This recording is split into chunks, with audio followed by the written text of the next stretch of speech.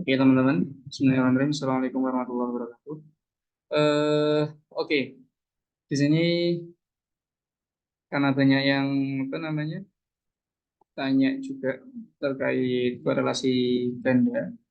Di sini aku bakal coba jelasin kayak gimana itu korelasi ganda eh, dengan apa namanya dengan soal ini nih dapat dari Ihlazul soal tentang korelasi ganda ini tanaman kenaf teman-teman. Mungkin banyak ya yang kalian dapat yang serupa juga mungkin bisa pakai cara yang sama. Nah, sebetulnya kalian dari awal udah dapat nih tutorial dari dosen kalian tentang gimana caranya korelasi, analisis korelasi atau regresi pakai Excel ataupun pakai SPSS. Nah, di sini aku bakal contohin pakai Excel dan SPSS, teman-teman. Nah, caranya itu simple, teman-teman. Sebenarnya di tutorial itu kalian bisa pakai yang namanya perintah tambahan atau add-in. Nah, caranya add-in itu harus dipasang dulu. Tapi pasangnya juga nggak perlu internet juga kok, Rek. Jadi sebenarnya udah ada bawaan dari software kalian Excel itu, cuman belum kita aktifin aja. Nah, caranya adalah ngecek dia udah aktif atau belum. Kita masuk ke Excel-nya. Ini entah udah ada datanya atau belum. Kalian masuk aja buka Excel, terus klik ke menu tab data. Di data ini nanti kalian cek di sini ada nggak analisis atau data analisis ini. Nah, kalau misal ada, berarti itu udah aktif. Tapi kalau belum ada nih di sini, berarti perlu diaktifin. Caranya itu simple, teman-teman. Di sini juga udah ada tutorialnya. Yang pertama kalian harus buka ini, klik file. Oke, klik file ini.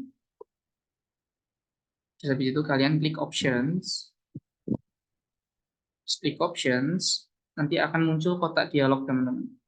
Kotak dialog dari Excel options-nya, yang mana nanti di sini ada beberapa opsi. General, formulas, data, proofing, dan lain sebagainya. Ini yang nggak tahu ya kalau misal bawaan kalian bahasa Indonesia mungkin akan beda di sini. Cuma nanti di sini kedua dari bawah itu ada add-ins. Mungkin kalau di bahasa Indonesianya adalah perintah tambahan. Ini kalian klik, terus nanti akan muncul kayak gini teman-teman tampilannya. Nah, ini adalah inactive application add-ins dan active application add-ins. Biasanya kalau emang belum kalian nggak pernah kalian utak-atik, bakal inactive semua masih. Nah, untuk aktifin, kalian harus aktifin yang add-ins analysis toolpack. Oke, toolpack ini kalian klik. Kalau misal posisinya masih di inactive, kalian klik aja analisis toolpack ini sampai warnanya ke blok biru ini. Terus kalian tinggal klik go. Nah, ini karena aku udah aktivasi, aku nggak bakal klik go lagi, nggak masalah. Nah, kalian kalau udah klik go ini, kalian tinggal oke, dan kalian cek nanti di tab data ini udah ada analisisnya atau belum. Oke, kayak gitu ya. Nah, kalau udah ada data analisisnya gitu, teman-teman, tinggal kalian klik aja data analisis ini setelah kalian masukin dataset. Nah, jadi di sini aku bakal jelasin dulu background kasusnya ya.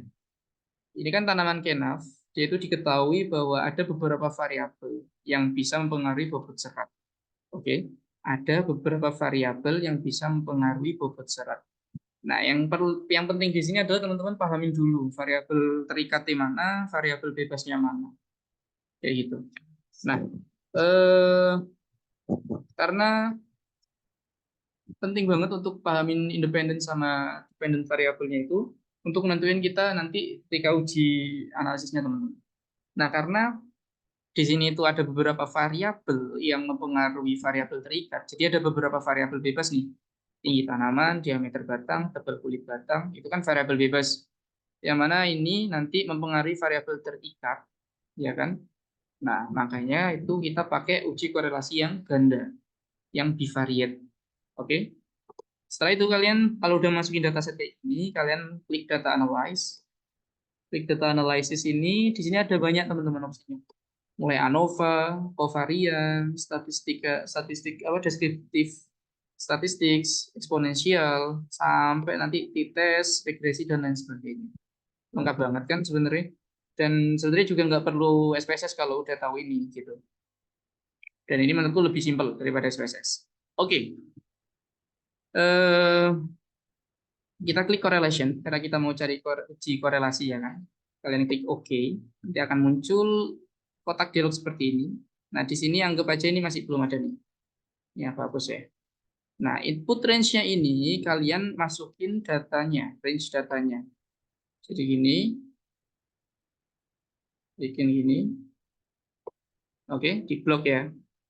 Perhatikan, bloknya ini aku juga masukin judul dari tiap kolomnya, teman-teman. Nah, kalau kalian masukin judul tiap kolomnya, kalian harus klik centang yang labels in first row. Jadi di baris pertama ini, baris 1, ya kan? Di baris pertama ini adalah labelnya. Kayak gitu. Oke? Nanti kalian masukin ini.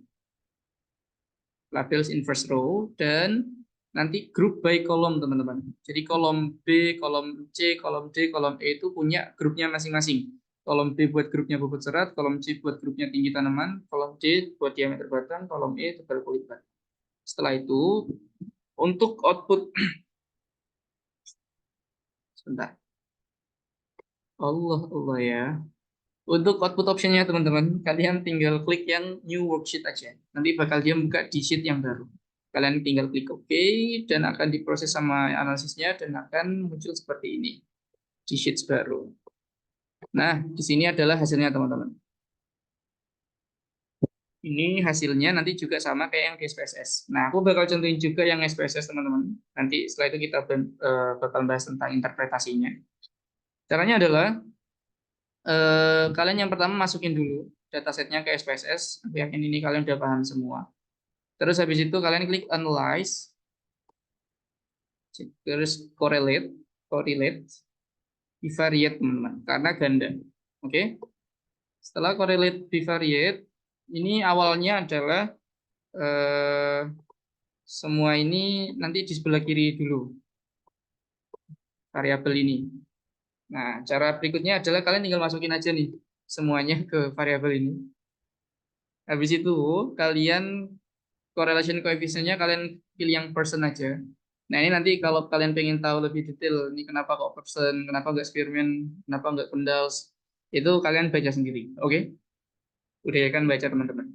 Di internet banyak. Spearman itu buat data yang sampelnya berapa, Pendals itu bagusnya buat data yang kayak gimana, buat yang scale kayak atau ordinal kayak gitu-gitu. Nanti ada.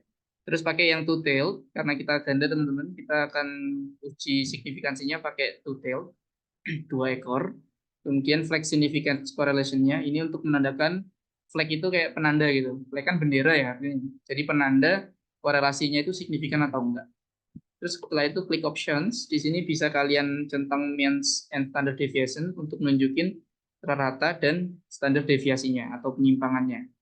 Ini fungsinya apa? Nanti fungsinya buat kita tuh pengen tahu nih dari kelompok variabel tinggi tanaman, diameter batang, tebal kulit, dan bobot serat, itu dia tuh rata-ratanya berapa, dan juga penyimpangannya itu berapa, atau rentang datanya itu dari sebesar apa gitu lah penyimpangannya. Nanti kalian coba baca-baca di internet apa itu standar deviasi, apa itu means kayak gitu. Oke? Kalian klik continue aja, terus kalian klik OK. Terus bakal muncul di output seperti ini outputnya. Nah, outputnya, teman-teman, itu sebenarnya juga sama, nggak jauh beda sama yang ada di Excel. Kita contoh ini, untuk ini kan tabelnya juga hampir sama nih. Ini kolom bobot serat, di sini juga kolom bobot serat, ya kan? Terus di sini di baris ini baris bobot serat, baris tinggi tanaman, baris diameter batang, baris tebal kulit batang. Di sini pun juga sama. Dan yang di Excel ini, teman-teman, 1, 0,9, sekian, dan lain sebagainya, itu menunjukkan korelasi koefisien korelasinya kayak gitu. Oke. Jadi ini dia, ada ini kan titik ya. Berarti kan 0,966. Jadi correlation itu signifikan karena dia mendekati 1 gitu. Bukan. Kalau dia signifikan, itu dia ada di bawah 0,05. Oke, jadi ini dia signifikan. Pun sama, semuanya signifikan. Dan signifikannya juga bagus, teman-teman. 0,000. Semakin dia kurang dari 0,05 itu berarti bagus. Atau semakin 0 lah. Semakin mendekati 0 semakin bagus. Nah, tapi kalau untuk korelasi atau koefisien korelasinya itu bisa kita interpretasikan semakin mendekati 1 itu semakin punya hubungan. Misal nih, yang bobot serat dengan bobot serat ini kan korelasinya hasilnya 1. Dia pasti berhubungan dong. Pasti ada hubungannya karena ini kita bandingin antara bobot serat sama bobot serat. Kayak gitu. Oke. Jadi semakin mendekati 1, itu berarti besar dia terkait atau besar dia berhubungan, itu semakin dekat. Kayak gitu. Atau semakin kuat lah. Oke, semakin mendekati 1 semakin kuat. Nah, di sini ini hasilnya juga sama teman-teman. 0,966 antara korelasi antara tinggi tanaman dan bobot serat. Di sini juga tinggi tanaman sama bobot serat 0,966. Ini juga mendekati 1 toh, dan dia positif. Jadi di korelasi itu, di uji korelasi itu ada nilai positif, ada nilai negatif, teman-teman. Nilai positif itu dia berarti menunjukkan, artinya gini, kalau misal nih tinggi tanaman sama bobot serat itu kan korelasinya positif.